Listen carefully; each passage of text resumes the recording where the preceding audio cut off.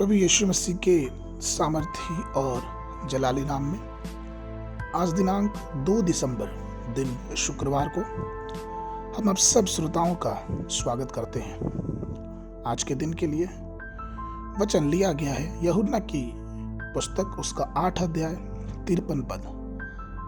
वचन कहता है, हमारा पिता इब्राहिम तो मर गया, क्या तू उससे बड़ा है? और भविष्यवक्ता भी मर गए, तू अपने आप को क्या ठहराता है? प्रियो, एक बार जब यीशु मसीह ने इब्राहिम के बारे में बात कही तो उसने कहा कि तुम्हारा पिता इब्राहिम मेरे दिन देखने की आशा में बहुत मगन था और उसने ना देखा, उसने देखा और आनंद भी किया। यहूदियों में से उस समय कुछ ने कहा कि अब तो तू 50 वर्ष का भी नहीं और तूने कैसे इब्राहिम को देखा? प्रियो, उन दिनों में यहूदी इब्राहिम को बहुत महान मानते थे और वो इब्राहिम को अपना पिता कह के बुलाते थे। वे यह सब नहीं जान सके कि इब्राहिम से भी बड़ा कोई है जो उनके बीच में है। यीशु ने उनसे कहा, मैं तुमसे सच सच कहता हूं कि पहले इससे कि इब्राहिम उत्पन्न हुआ मैं हूं। हाँ प्रियो, हमारा प्रभु सबसे महान है। इब्राहिम मर गया परंतु हमारा प्रभु यीशु मसीह मरे हुए में से जी उठा। इब्राहिम की कब्र बंद है परंतु वह कब्र जहां उन्होंने हमारे प्रभु को रखा आज भी खुली हुई है और जगत को यह बताती है कि वो वहां नहीं है और वह मरे हुए में से जी उठा है। हाँ, हमारा प्रभु महान है। यहूदी जिन्होंने इब्राहिम को महान व्यक्तित्व के रूप में सम्मानित किया था, स्वीकार करते हैं कि इब्राहिम मर चुके हैं। इब्राहिम 175 वर्ष का जीवित रहा और अच्छे बुढ़ापे में मर गया। उसकी कब्र आज भी मकपेला की गुफा के जो ममरे पेड़ के सामने है और लगी रही है। लेकिन हमारा प्रभु यीशु मसीह इब्राहिम से बड़ा है, ना तो मृत्यु और ना ही कब्र उसे रोक सकती। वह मरे हुए में से जी उठा और सदा के लिए जीवित हो गया। वह पिता के दाहिने हाथ विराजमान है और हमारे लिए विनती कर रहा है। हमें भी विश्वास है कि वो फिर आएगा। आज संसार में सैकड़ों धर्म और विचारधारा हैं और हमारे पास कई दार्शनिक और विभिन्न धर्मों की स्थापना करने वाले भी हैं।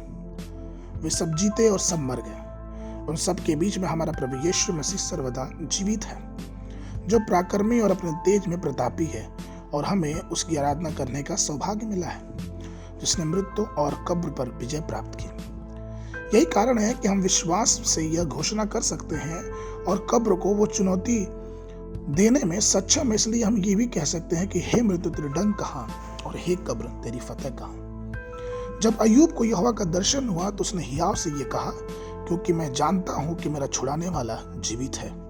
अय्यूब की पुस्तक उसके 19-25 में। इब्राहिम और सभी पूर्वजों की मृत्यु हो गई और वे विश्वास में सो गए। एक अवसर पर यहोवा के दूत ने दानियल से कहा था, दानियल की पुस्तक उसके 12 अध्याय के 13 पद में, कि अब तू जाकर अंत तक ठहरा रह और तू विश्वास करता रहेगा और उन दिनों के अंत में तू अपने निज भाग पर खड़ा होगा। अर्थात परमेश्वर जो आदि और अंत है वो सबसे महान है। प्रियो, हमारा प्रभु मरे हुए में से जी उठा और वो युगानुयुग जीवित है और वही महान है। इसलिए आइए उस महान परमेश्वर को अपने जीवन में बहुतायत से वास करने दें और उसके वचनों के अनुसार अपने जीवन को बिताएं। आज के मनन के लिए प्रकाशित वाक्य पुस्तक उसका 1 अध्याय 17 और 18 पद। जब मैंने उसे देखा तो उसके पैरों पर मुर्दा सा पड़ा और उसने मुझ पर अपना दाहिना हाथ रखकर कहा कि मत डर, मैं प्रथम और अंतिम और जीविता हूँ। मैं मर गया था और अब देख मैं युगानुयुग जीवित हूँ और मृत्यु और अधलोक की कुंजियां मेरे ही पास हैं। बाइबल अध्ययन के लिए सुबह के समय यहेजकेल की पुस्तक उसका 42, 43 और 44 अध्याय। संध्या के समय 1 यूहन्ना की पत्री 1 अध्याय। परमेश्वर आप सबको आशीष देवे।